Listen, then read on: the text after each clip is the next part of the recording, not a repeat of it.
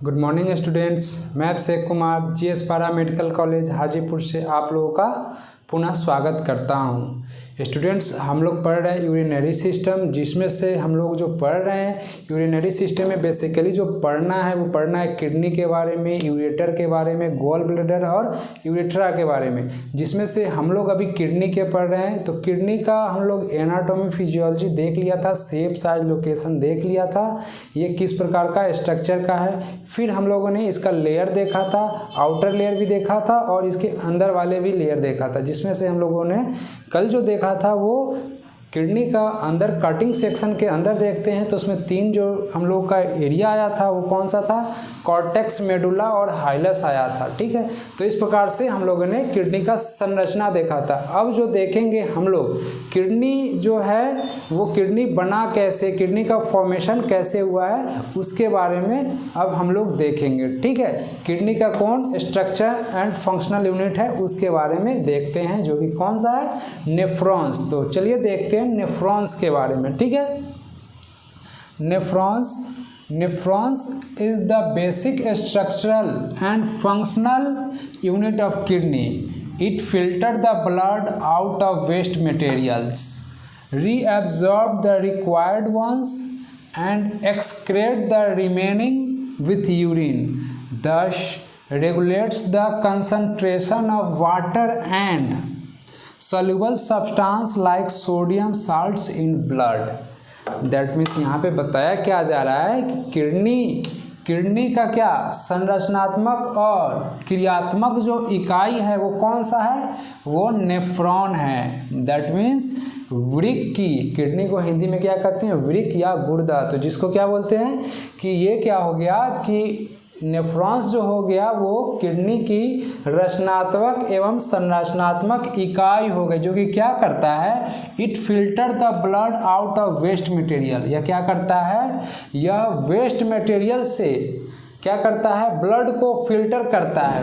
Waste material से क्या करता है, ब्लड को छानने का काम करता है। कौन सा नेफ्रॉन्स है वो करता है। ठीक है, इसमें क्या हो रहा है फिर, and reabsorb the required ones, उसमें से पुनः अवशोषित किया जा रहा है किसको, जो कि ज़रूरत वाला है उसको फिर रीएब्जॉर्ब किया जा रहा है। और आगे क्या हो रहा है, and excrete the remaining with urine. That means जो भी उसके बाद जो अपशिष्ट पदार्थ बच जाता है उसको क्या करता है कि यूरिन के माध्यम से उसको बाहर कर दिया जाता है। ठीक है, यूरिन के माध्यम से बाहर चला जाता है। ठीक है, thus इस प्रकार से regulates the concentration of water and soluble substance like sodium salts in blood. That means क्या हो गया कि इस प्रकार से किडनी है वो क्या करता है कि हमारे ब्लड के अंदर सोडियम साल्ट्स और जो भी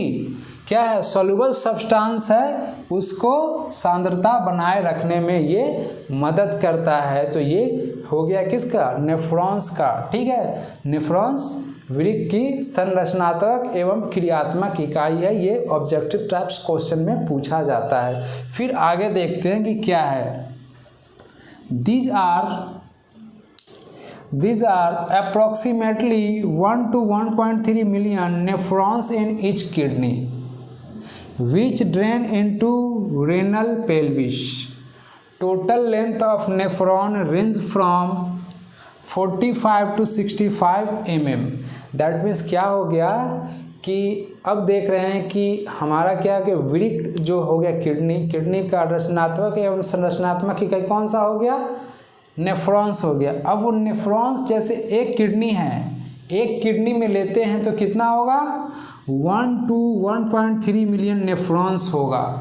एक किडनी में नेफ्रॉन्स की संख्या लगभग कितना होगा, 1 to 1.3 मिलियंस होता है नेफ्रॉन्स की संख्या। ठीक है, जो कि क्या करता है, ड्रेन करता है रीनल पेल्विस में। ठीक है, और एक नेफ्रॉन्स की जो लंबाई होती है वो कितनी होती है, 45 to 65 mm होती है।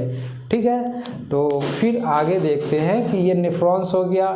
एक किडनी में कितना हो गया 1.1 to 1.3 मिलियन हो गया, जिसकी एक नेफ्रॉन्स की लंबाई 45 to 65 mm हो गया। ठीक है, अब फिर आगे देखते हैं कि क्या बताया गया है कि हमारा ये जो नेफ्रॉन्स है वो कैसे बना है। ठीक है, nephrons are made up of renal और Malpighian corpuscles and renal tubules.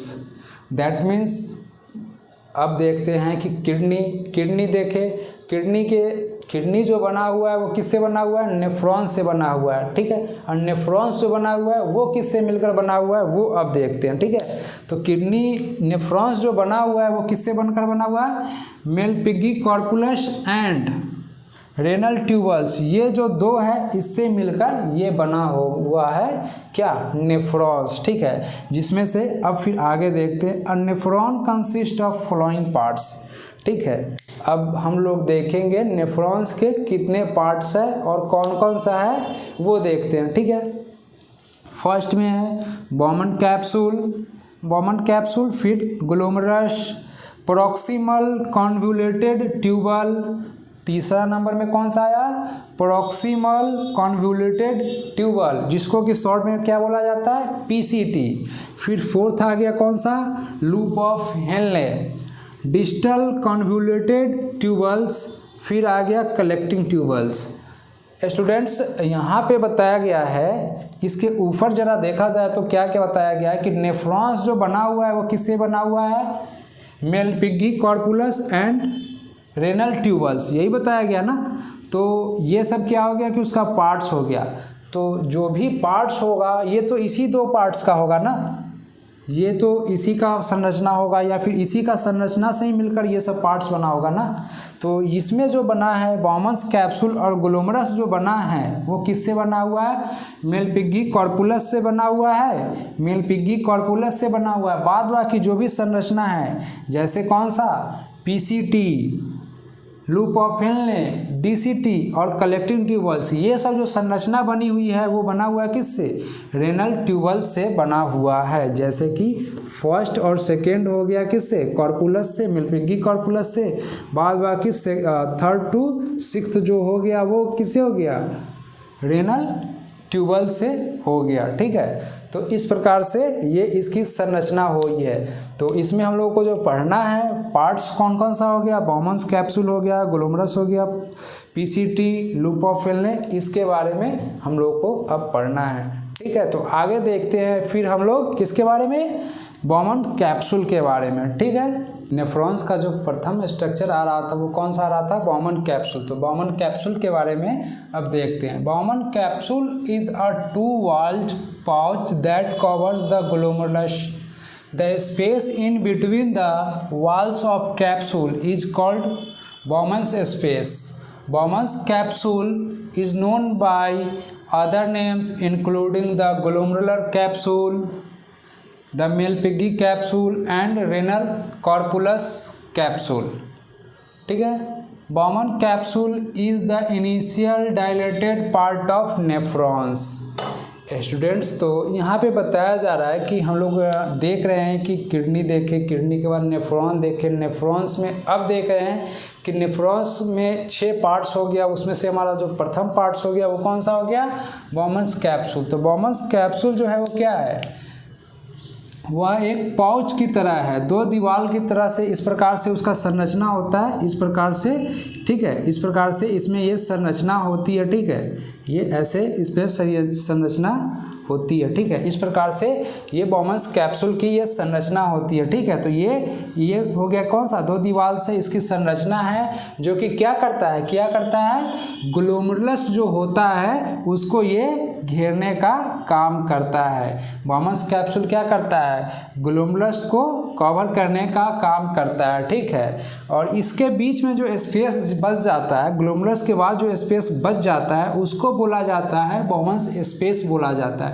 क्या बोला जाता है, बॉमन्स स्पेस बोला जाता है। फिर बॉमन्स कैप्सूल जो है उसको कई अन्य नामों से भी जाना जाता है, जैसे में कौन सा हो गया, मेलपिग्गी कैप्सूल, रेनल कॉर्पुलस, कैप्सूल, फिर बॉमन्स कैप्सूल, इस प्रकार से ये सब नाम से जाना जाता है। ठीक है, फिर क्या है कि बॉमन्स कैप्सूल जो है वो क्या है, बॉमन्स कैप्सूल जो है वो क्या है कि यह नेफ्रॉन का प्रथम प्रारंभिक पार्ट है, यह नेफ्रॉन का प्रारंभिक पार्ट्स है। ठीक है, हम लोगों ने देखा भी है कि हमारा जो फर्स्ट आ रहा था वो कौन सा आ रहा था, यही आ रहा था। फिर सबसे लास्ट वाला जो आ रहा था वो कलेक्टिंग ट्यूबल्स आ रहा था, प्रथम वाला बॉमन्स कैप्सूल है। तो यही बताया जा रहा है बॉमन्स कैप्सूल के बारे में कि यह एक पाउच शेप की संरचना की होती है। ठीक है, जो कि और इसके बीच में जो स्पेस होता है उसको बॉमन्स स्पेस बोला जाता है। और बॉमन्स कैप्सूल को कई अन्य नामों से भी जाना जाता है, जिसको कौन कौन सा है, ग्लोमरस कैप्सूल, रेनल कॉर्पुलस कैप्सूल, मेलपिग्गी कैप्सूल, ये सब नामों से जाना जाता है। और क्या है कि बॉमन्स कैप्सूल जो है वो नेफ्रॉन का प्रथम प्रारंभिक पार्ट है। ठीक है, फिर आगे देखते हैं हम लोग कि बॉमन्स कैप्सूल जो है उसके कितने लेयर है उसके बारे में हम लोग देखते हैं। The Bowman's capsule has 2 layer. कौन सा लेयर, 2 लेयर होते हैं, कौन सा, विसरल लेयर और पेराइटल लेयर। ठीक है, विसरल लेयर में क्या बताया जा रहा है, it is a very closely applied to the loop of the capillaries so as to surrounds each loop on all sides, it continuous arterioles. 2 words आता है इसमें रेगुलर, आगे नेक्स्ट वीडियो में पढ़ेंगे, आर्टियोलेस और एरिटियोलेस 2 वर्ड आएगा, उसको हम लोग अगले वीडियो में समझेंगे कि ये दोनों है क्या। तो पहले देख रहे हैं कि इसमें क्या बताया जा रहा है कि ये लेयर बताया जा रहा है बॉमन्स कैप्सूल का लेयर। ठीक है, तो ये कौन सा हो गया कि वेरी क्लोजली, इसमें विसरल लेयर में बताया जा रहा है it is very closely, that means क्या हो गया कि यह अंदर वाला पार्ट होगा।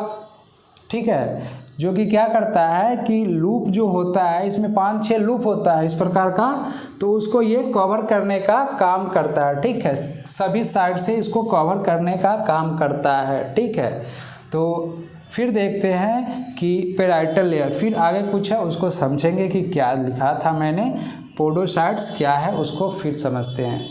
पेराइटल लेयर में क्या है, parietal layer is applied to the Bowman's capsule proper and forms the outer lining of glomerulus. It is continuous with proximal convoluted tubule, Bowman's capsule, parietal layer, simple squamous epithelial cell.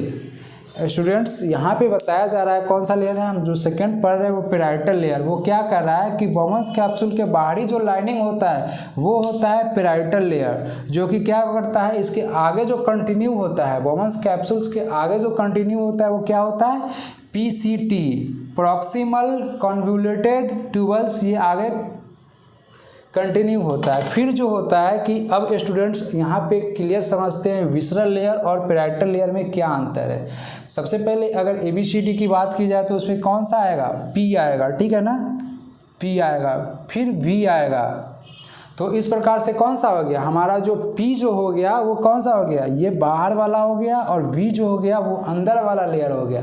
ठीक है, ये क्या करता है, दोनों तो layer है तो किसी न किसी को कवर कर रहा है, तो कवर जो कर रहा है वो कैसे कर रहा है कि ये क्या चीज़ का बना होता है ये।